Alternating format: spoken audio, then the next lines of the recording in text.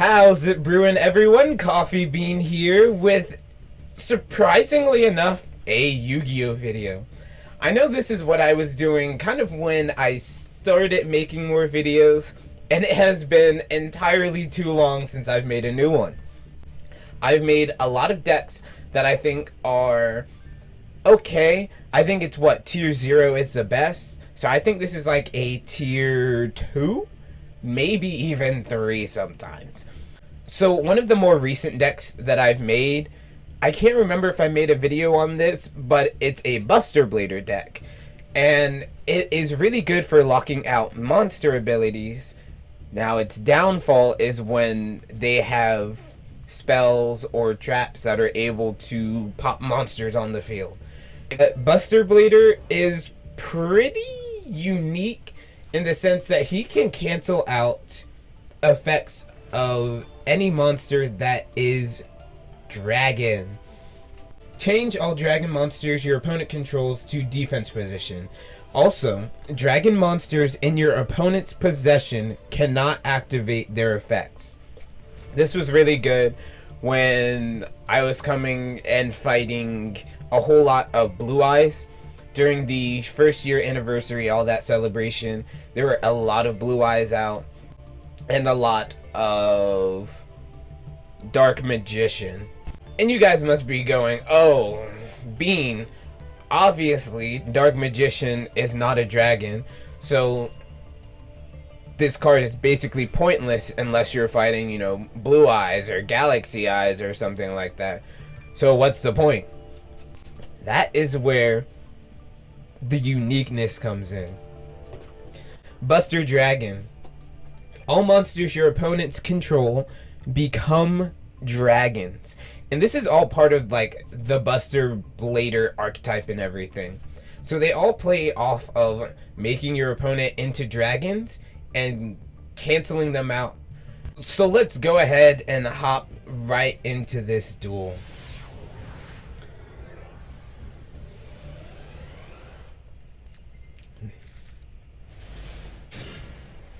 So in this duel, I was playing with my Buster Blader deck, and I mentioned earlier in the video how Buster Blader is all about locking out your opponent.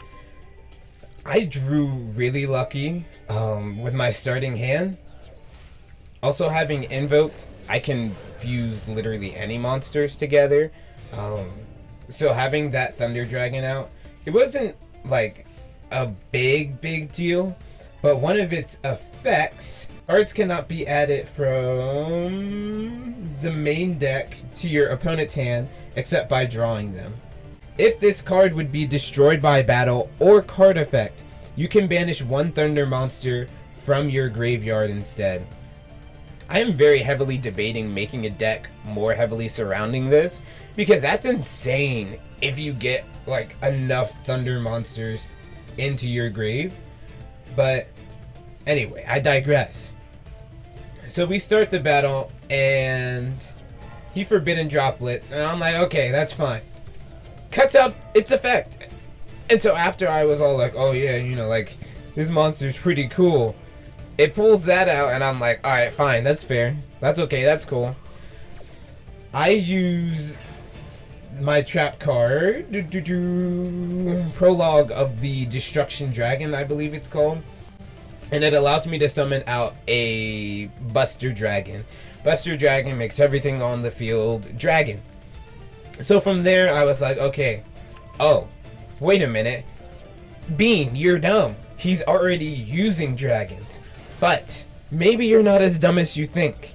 Having that out on the field is an open attack. So he is going to be trying to full swing at me at this point. Now, having that opening, I definitely started to pick up on, alright, yeah, I've got all of my monsters in attack position.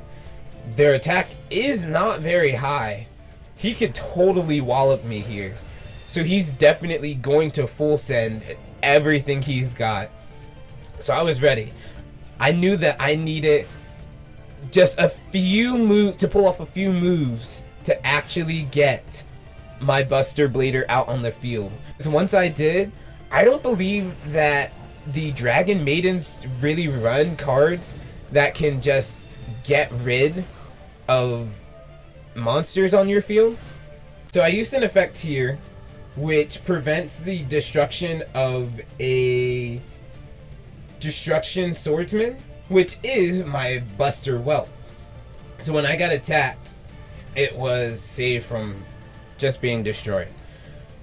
Now, in most cases, that would not have been such a huge deal.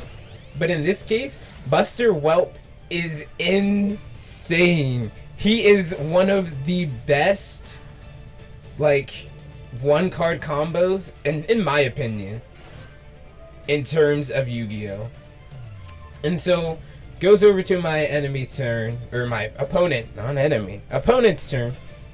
I'm like, okay, I'm going to get Alistair out. Yes, he's going to negate the effects, which is what I need him to do.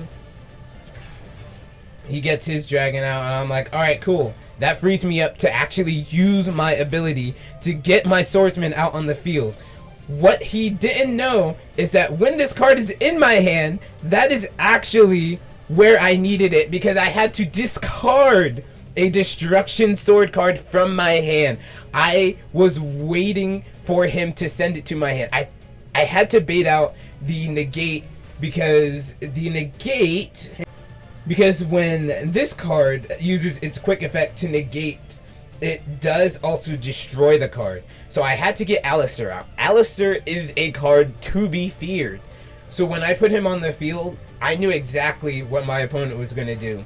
They had to get rid of Alistair. But not very many people fight against Buster Bladers, because if you don't know the deck yourself, it is incredibly hard to use it effectively. But I get to pull this card off, which allows me to fusion summon a Buster Blader monster. And, okay, not fusion summon, but I get to summon a Buster Blader. And from that, I get to fusion summon. Look at me talking about other people not knowing their decks, and then I word that wrong. But it results in me getting to fusion summon a Buster Blader monster. And like we've gone over before, Buster Blader, the Dragon Destroyer Swordsman, turns all other dragon monsters into defense position and negates their effects. So he's locked out. If he does not have a trap or spell to get around this, he's done. And because he was using dragons, okay, hang on, I went too fast. Gains 1,000 attack and defense for each dragon monster your opponent controls or is in their graveyard. This card is broken against dragons. There are obviously spells and traps that people use to get around, you know, effects like this, and it's okay. Solemn Judgment, that's a pretty standard one. Cross Out won't work for this because people don't run cards like this in their deck. What's another one? Nibiru actually isn't all that effective because you don't summon a lot with this deck. As usual, I've been Coffee Bean, and I hope you guys have enjoyed the video, and I will catch you in the next one.